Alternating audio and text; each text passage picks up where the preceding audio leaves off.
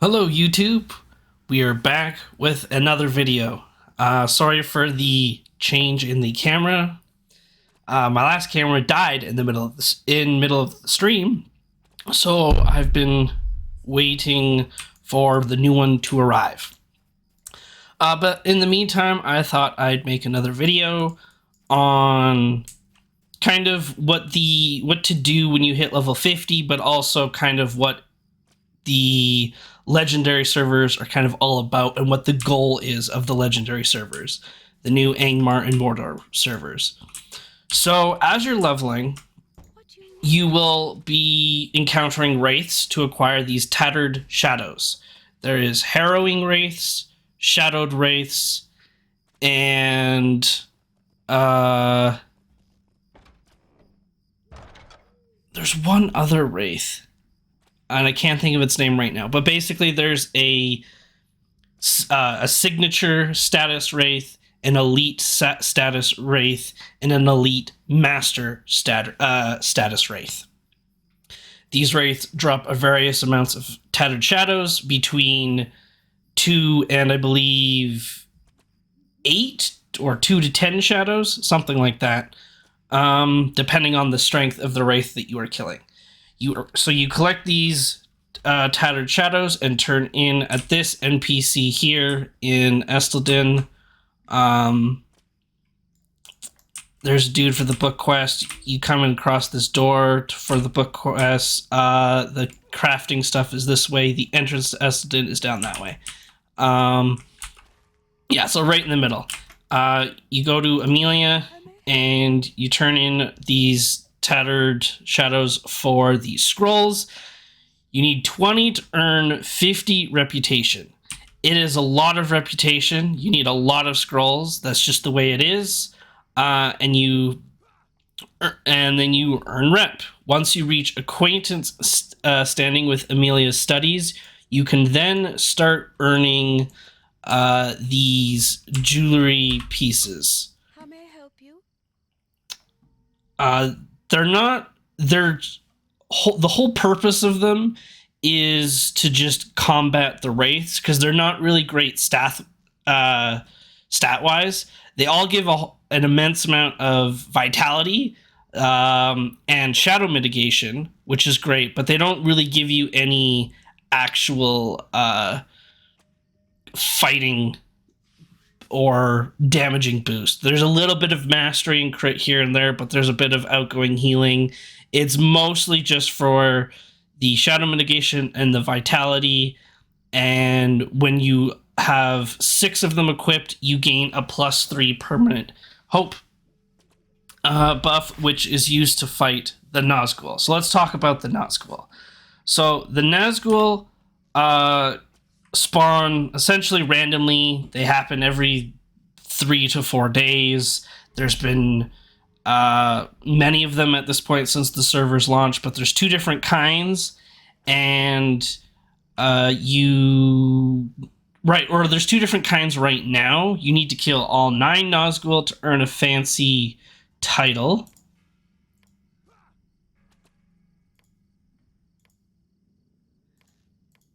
So the title is Scourge of the Nine, and you have to defeat each of the 9 Nazgul. So right now on the Mordor and Angmar servers, you can defeat the Grim Southron and the Forsaken Reaver. The rest of these Nazgul are released over the duration or lifespan of the servers. So when Moria gets released, my guess is there'll be 1 more, but we actually don't know for sure. There could be 2 more that are released, but for now, my guess is that we'll get 1 more, and then each expansion or level increase that happens on the legendary servers, they'll add an additional one.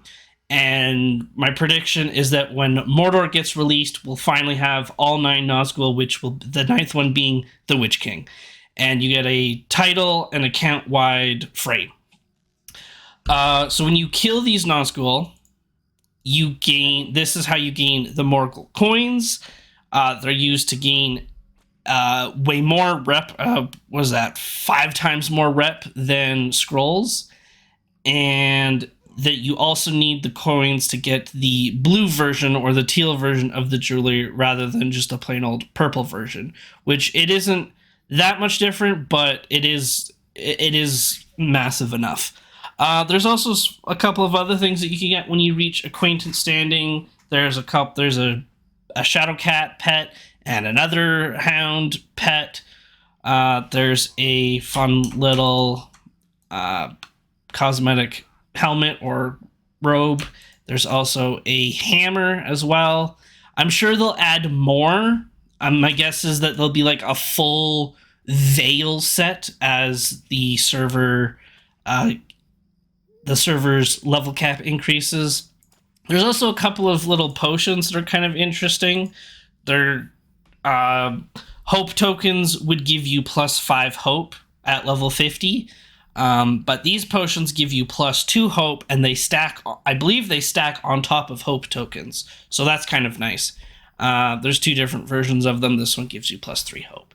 But yeah, that's all that there is for this so-called legendary server event of the Veil. Was it the Veil of the Nine? So you're leveling, you fight wraiths, you earn Tattered Shadows, you come here, turn in the Tattered Shadows to earn rep. Once you reach level 50, and you can do it at 45 technically, but when 45 to 50, you can fight the Nazgul. It is just a leg fest. You're not going to be able to do anything. Basically, there'll be an announcement on the server that a Nazgul has spawned. People will tell you the location. You got to get to the location. It can be a bit of a pain. Hopefully you're able to get there, and then what ends up happening is you get there, you can't move, you try to hit the Nazgul, and 9 times out of 10 you hit the Nazgul, but then the Nazgul teleports you to the other side of the world. For example, I fought one in Forakel over here, I hit it, and then I was instantly teleported all the way to the Shire. And then by the time I got back to Forakel, it was dead. So I didn't really get to experience the event. Not many people do. It's just constant lag. So we'll see if that improves as the server's lifespan continues. There's technically also these fancy gold rings that you can get that help combat the Nazgul's power, which you do need them to fight the Nazgul. Like, as in someone with the ring needs to be fighting the Nazgul. You specifically don't need them, but with someone there with the rings, it helps negate some of the Nazgul's abilities and buffs and stuff that they get to just make it easier to kill, because if it's not killed within 20 minutes, it despawns, which is a massive pain because you're not going to see another one for another 3 to 4 days, and it spawns randomly in that day. Alright, well, now that you're level 50, let's talk about what you do at level 50. So when you reach level 50, there'll be this quest that you can acquire in Gath Forthnir. I will show you where the NPC is, but essentially what you get is a list of objectives to complete. The Rift should be on here. I've completed the Rift this week, so that's why you don't see it here, but the Rift will also be on here. And out of these lists of objectives, you need to complete 10 of them. With this list of 10, there is really easy ones to do. So there's technically 2 3-mans that you can complete, the Halls of Night and the Inn of the Forsaken. These are incredibly easy to do, incredibly easy to find a group for. You don't need a tank, you don't need a healer. You can just go on in. You can even do it solo with most classes, and it's just you can't really do the Inn of the Forsaken solo. It gets a little bit tricky. It's doable. It's just a lot trickier. But regardless, it's easy to find a group of 3. The other ones that I recommend doing, because they're incredibly easy to find a group for, is completing any Annuminous instance, completing any Fornost instance, and completing any Great Barrows instance. Usually Sambrog is really popular, or Thatter is also really quick. Annuminous has longer instances, but they're not challenging in any way. They're just longer instances. And Fornost, I think the fastest one is technically the Water Wing for Fornost. That's the fastest. Again, these are incredibly easy to do and super fast, and easy to find a group for. And again, you don't even really need a tank or a healer in these instances. You just find any 6 people, go at it, easy, you win.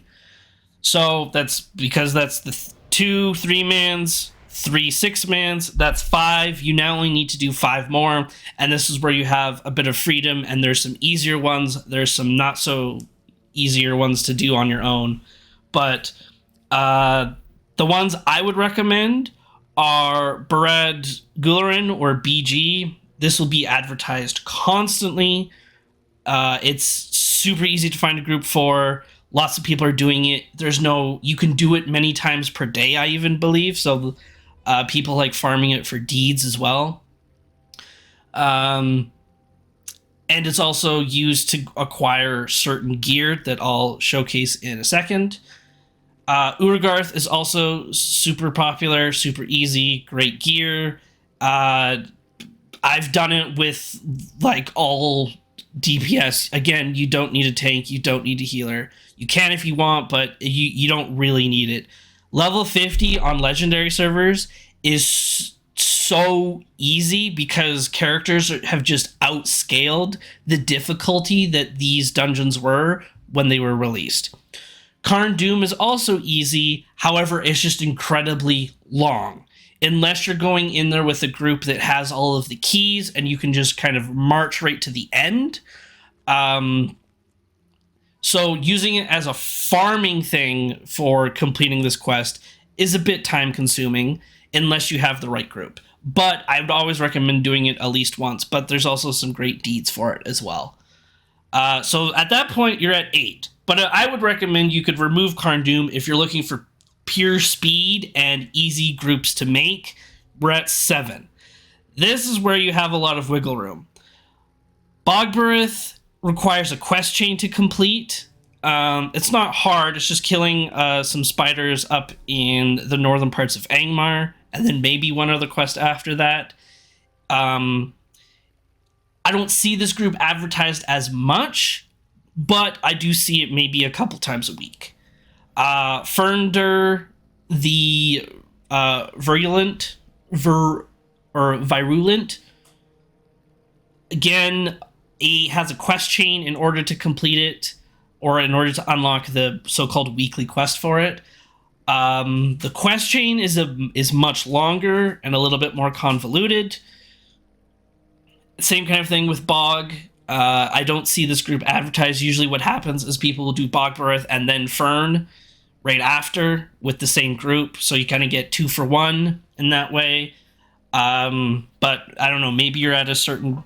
If you've done all of the quests in the Imlad area here, then you would have access to the weekly, but it is just a lot of quests. And your chances are you've probably hit 50 before you've even started those quests. I know I was. So this is where we get to the point where you have more options that are also super easy. These emissary quests, you're going to have to do a bit of researching on the LOTRO wiki on which specific mobs you'll need to kill. But essentially, to unlock these emissary quests, there'll be a variety of different named mobs. I think they're all Angmarum. They're kind of scattered throughout this area here. They're named mobs. They roam the roads and the paths throughout the little towns and houses that are in the area. There's 4 of them, I think, and they each drop a specific quest. It's a little like pamphlet or scroll to turn into a ranger here in Gathforthnir.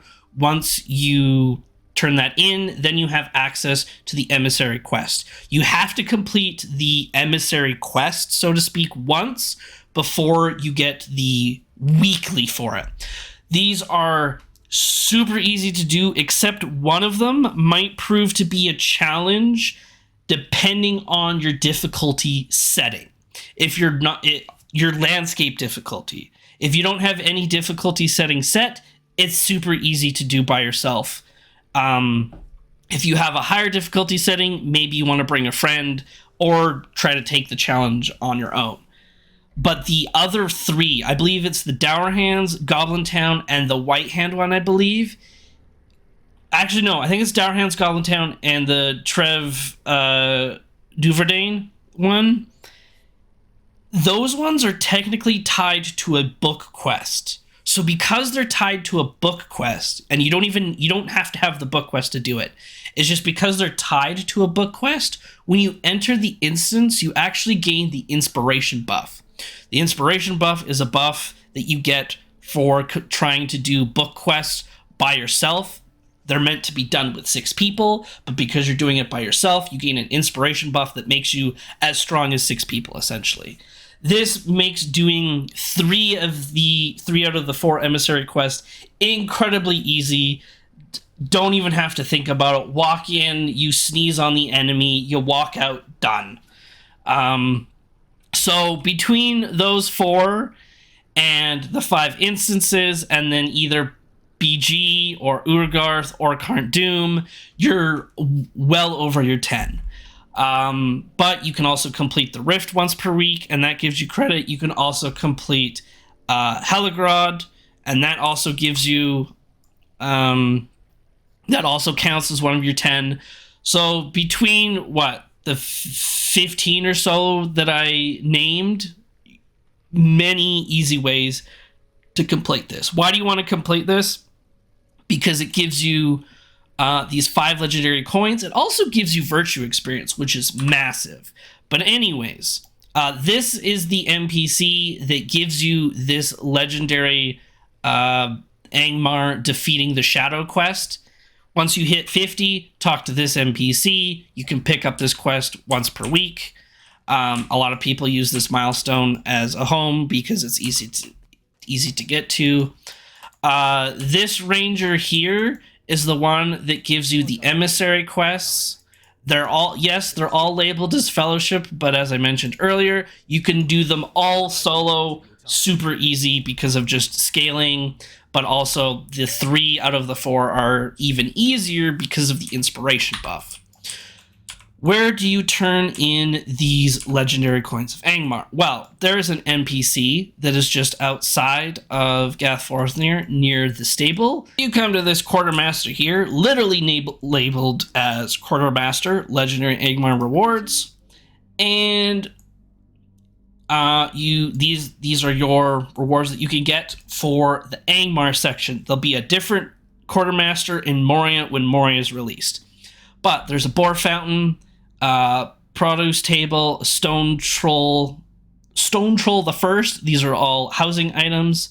A fancy handkerchief that gives you 1 hope for 15 minutes that I do believe stacks with hope tokens if you so choose. There is 2 titles. Legend of Angmar. This is character specific. There is a frame as well. I can show it to you here. The frame is... I have it here somewhere. I thought I had it here. Maybe I don't actually have it here. I lied. I have it on a different character because it's also character specific. I will put it up on screen though, just so you can see what it is. It's very similar to this one. I think it just has a little bit more spikes coming out of it, but it's very, very similar to the Adventure Seeker, which is just hitting level 50 on a legendary server. And then there's there's a few cloaks as well. They're actually not bad looking cloaks. They're kind of cool. And then there's a hooded version that's green, and then there's this darker red one with a hood as well. It's kind of cool. Then there's the Rambler Rover or Rambling Rover title, which this one is account wide. You get it once and it goes on to your account. So you can even use it immediately outside of the legendary servers. So you can get a character to 50, complete the 10 objectives 3 times, so that it would take you the course of 3 weeks to complete it. Once you did that, you could get the Rambling Rover title, and then you can immediately start using it on a character on any server you wanted, if you so choose. So you've been completing all of these dungeons and raids and objectives and all this kind of stuff. What kind of gear do you get from it? Well, the Barad Gularin, or BG, Uragarth, and Karn Doom will give you these barter items, and they'll also give you these vile silver coins. This is the light armor vendor. There's a medium armor and heavy armor. It all requires the same stuff. But by completing those 3 dungeons, if you complete all of them once, you will have more than enough items, coins, and barter items to gain a full set of gear, which for tactical, it's really good. Like, it gives you insane amount of health. It gives you insane amount of damage. It also gives you fire mitigation. Heavy armor also gives you the fire mitigation, and but it makes you tankier. Just gives you a lot more vitality. And medium armor, it's also fire mitigation, but it's a balance of, it's kind of an in-between of a little bit of extra damage, a little bit of extra health. Heavy armor is just tons of more vitality, so way more health. And then light armor is the opposite, where it's a lot more damage over anything else.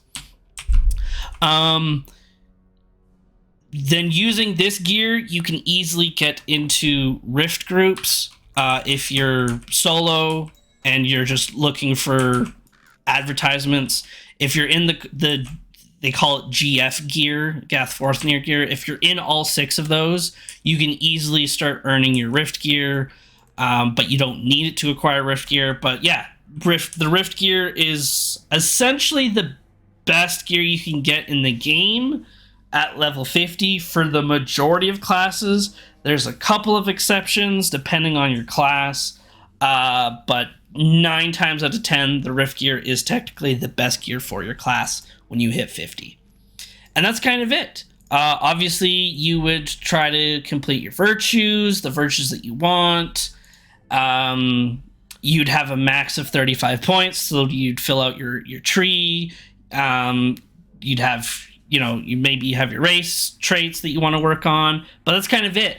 When you hit 50 on the legendary servers, that's kind of what you're doing. You're doing a bunch of dungeons, you're doing a rift here and there, you're acquiring these coins to turn into this NPC and just get some account-wide stuff, some frames, and some titles. And that's kind of it. So I hope you enjoyed this video and found it helpful. I know some of you really found the crafting video super helpful that I made a little while back. So thank you for your feedback, and thank you for your kind words as well. I'm glad it was useful. And so if you have any other videos that you would like me to make that are current for LOTRO, because a lot of videos out there I know aren't necessarily current. There's no like present day stuff, so that's kind of why I've decided to make these videos, especially for new players as well. I know there's a lot of new players out there that are just looking for information, and they struggle with trying to find where that information is. So that's the purpose of these videos. I'm hoping over the next little while I can start doing class guides. I'll do one for the ones that are on the list right now are Loremaster, Guardian, and Runekeeper. I'll try to do more as I can, but of course there's a lot of that I have to kind of, it's easier to showcase and explain the class when I'm level 50, as there's just things I can show in real time rather than just constantly putting pictures and stills on screen. So it just takes a bit of time, of course, to just get the characters to level 50 and then showcasing them in real time. But yeah, so Lore Master's is on the table, Guardian, and I'll do a Runekeeper one as well. But yeah, thanks for watching, and I will see you next time. Bye bye.